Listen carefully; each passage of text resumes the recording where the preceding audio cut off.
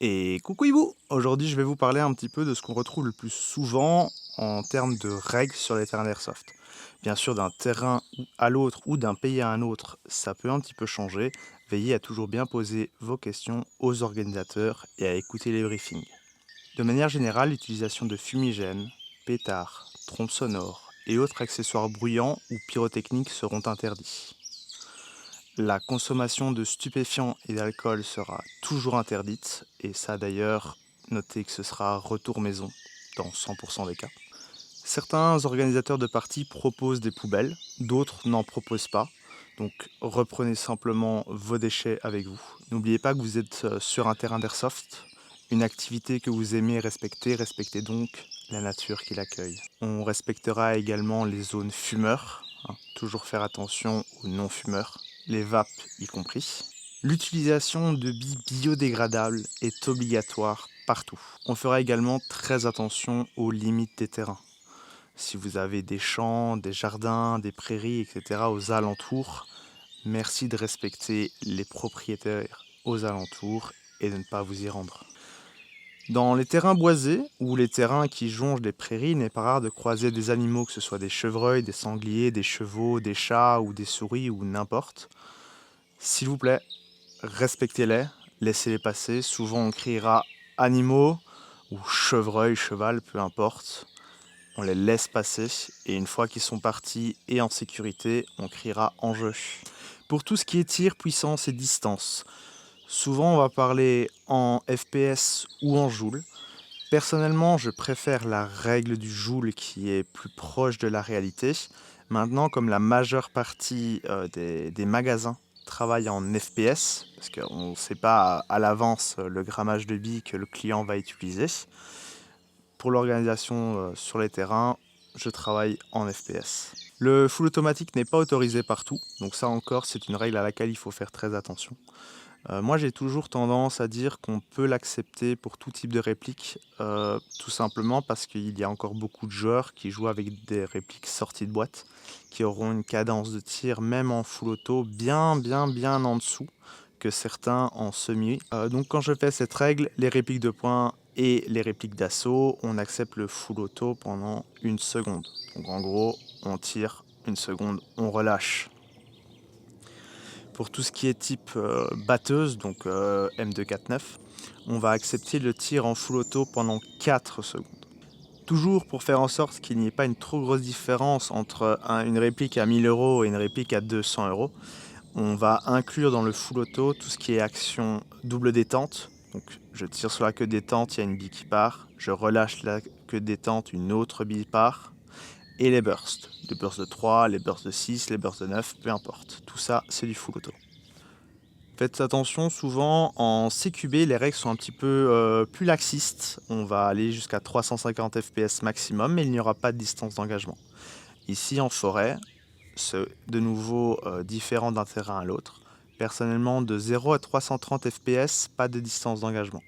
De 330 à 350 FPS, distance d'engagement 5 mètres.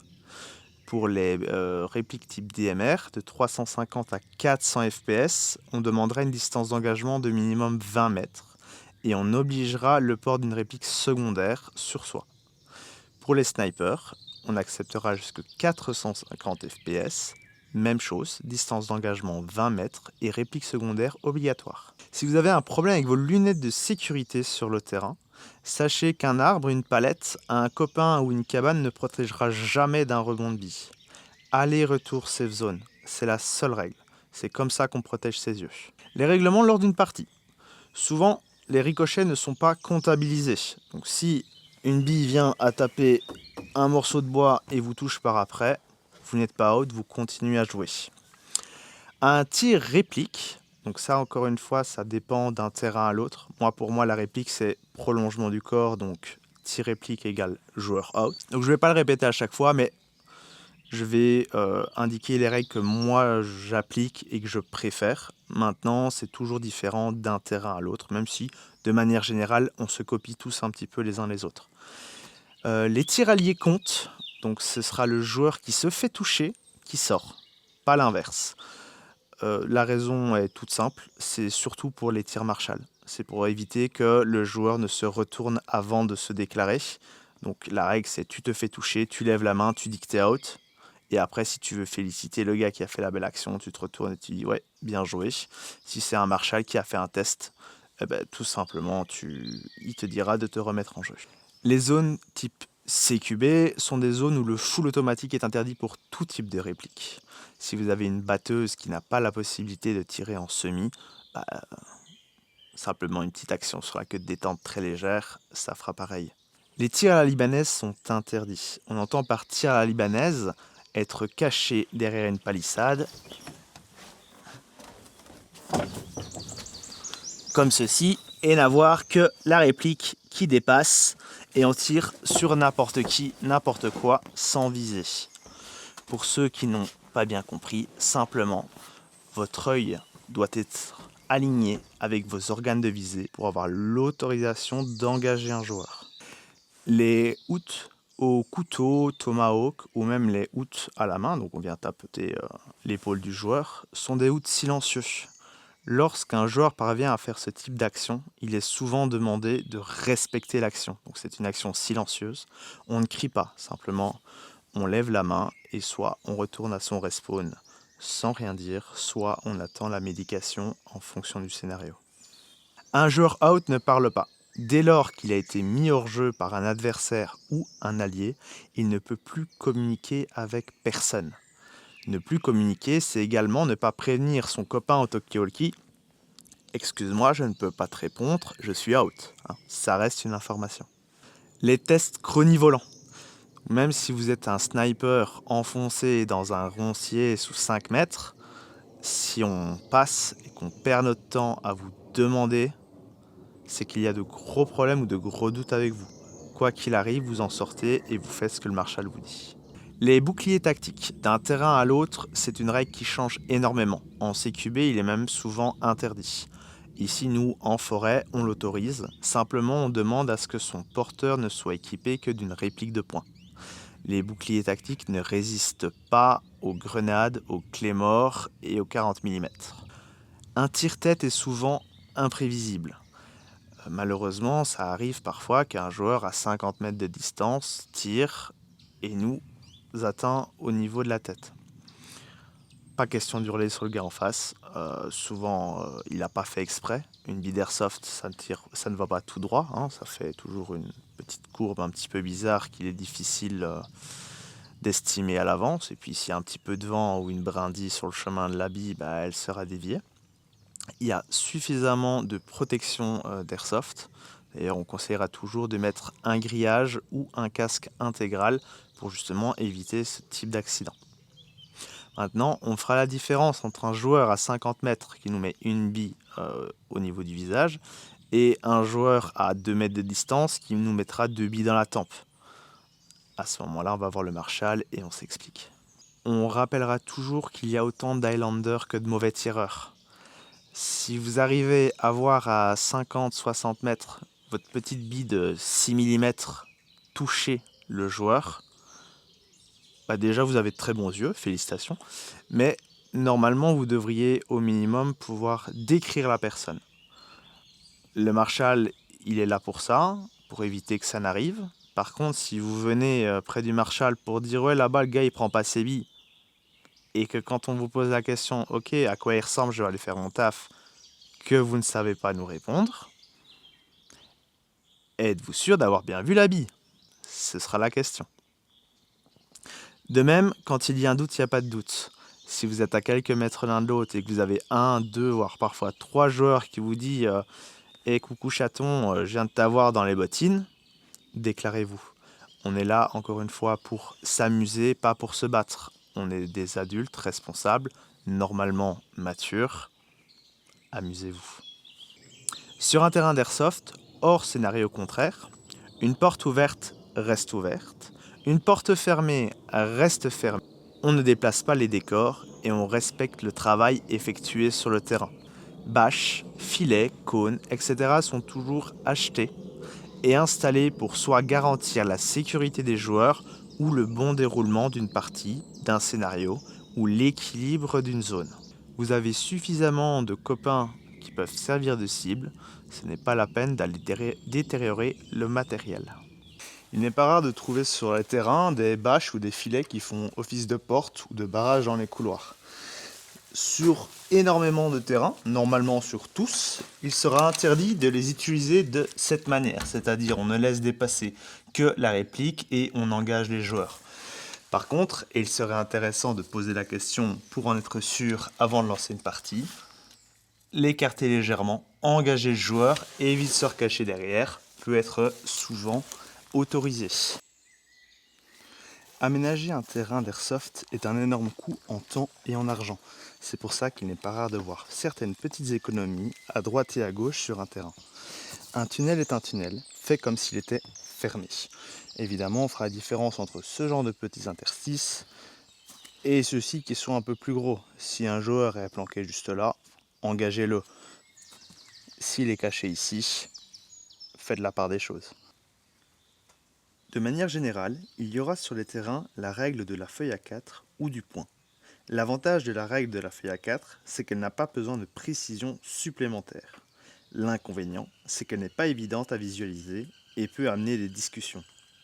L'avantage de la règle du point, votre point, et c'est d'ailleurs pour ça que je la préfère et que je l'utilise, c'est qu'elle est plus facile à visualiser et à vérifier puisque pour la plupart des joueurs, on en a toujours un sur nous.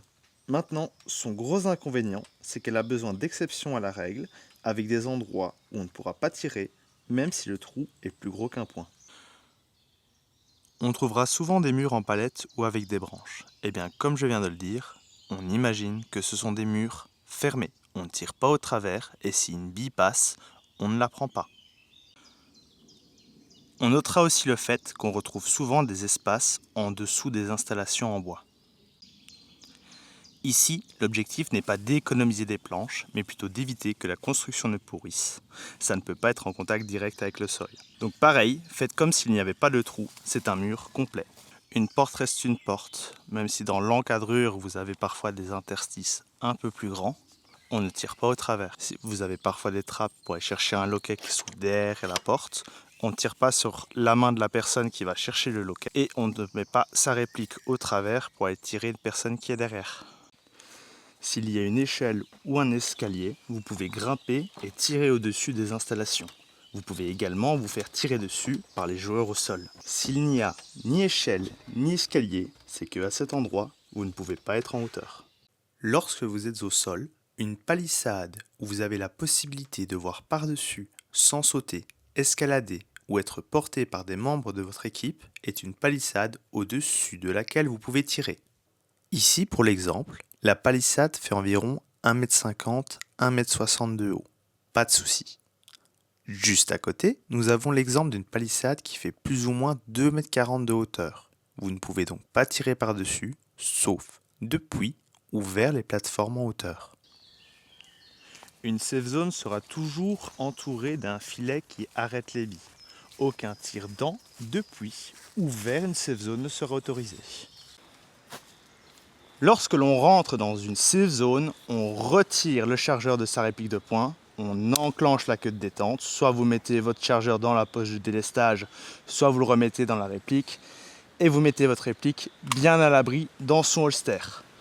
Pour la réplique longue, on retire le chargeur, cette fois-ci on ne le remettra pas, on tire 2-3 coups à vide pour être sûr qu'il n'y ait plus de billes au niveau de la chambre, et on met son sélecteur de tir en sécurité. Une fois que c'est fait, on rentre dans la safe zone et on referme bien la porte derrière soi.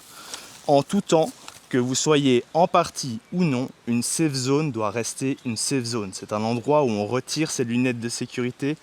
Il n'y a pas d'exception. Elle doit toujours rester fermée. Le spawn kill sera toujours interdit. Alors on entend par spawn kill ne pas laisser la possibilité à un joueur de se déplacer après sa remise en jeu. De manière générale, nous on demande de laisser la possibilité de se déplacer sur 30 mètres. Maintenant, ça dépendra toujours d'un scénario à l'autre et de la taille d'un terrain à un autre. D'ailleurs, toujours dans ce même esprit de règlement de spawn kill, si vous souhaitez faire un grand contournement, et que vous arrivez dans le spawn de l'équipe adverse. Moi, je conseille toujours de faire coucou les copains, je vous ai vu, vous ne m'avez pas vu.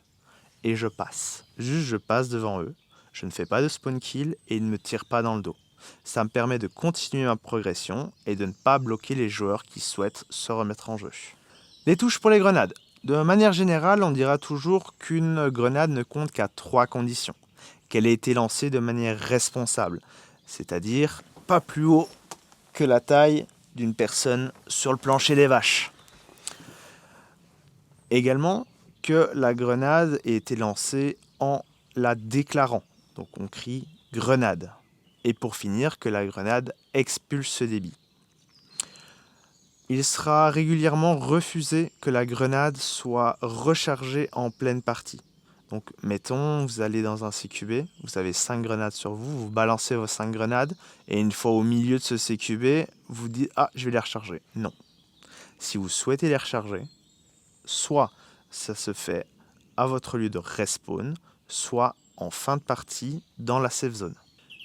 Une fois que les 3 conditions ont été respectées, la grenade ayant convenablement expulsé ses billes out tout le monde dans un rayon de 5 mètres autour de l'impact. Dans un bâtiment, elle y out tout le monde. Ici, les règles, encore une fois, changent d'un terrain à l'autre. Moi, je dis toujours, un groupe de copains, un arbre ou une petite palette ne protège pas d'une grenade. Tout le monde est out dans un rayon de 5 mètres.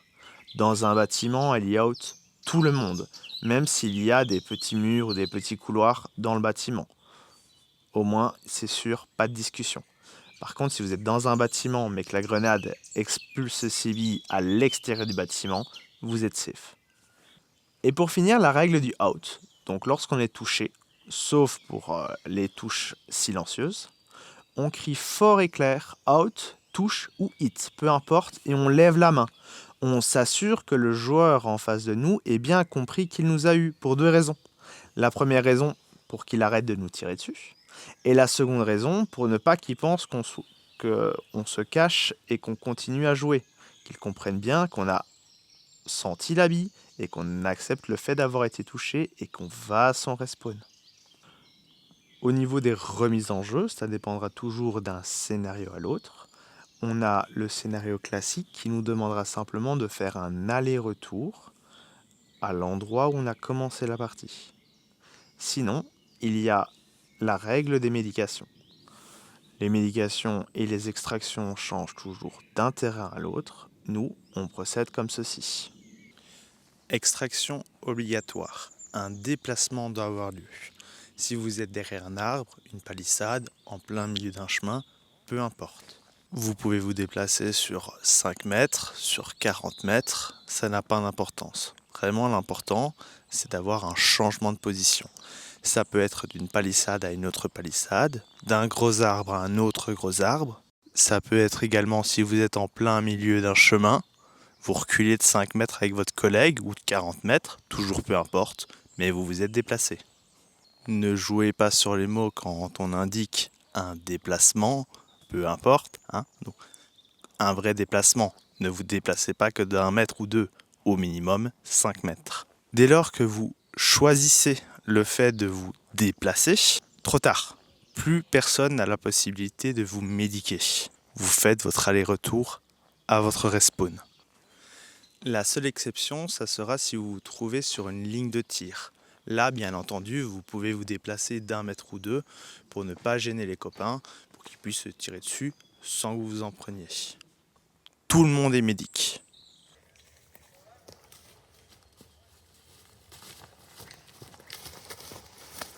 Un, 2, 3, 4, 5. En jeu!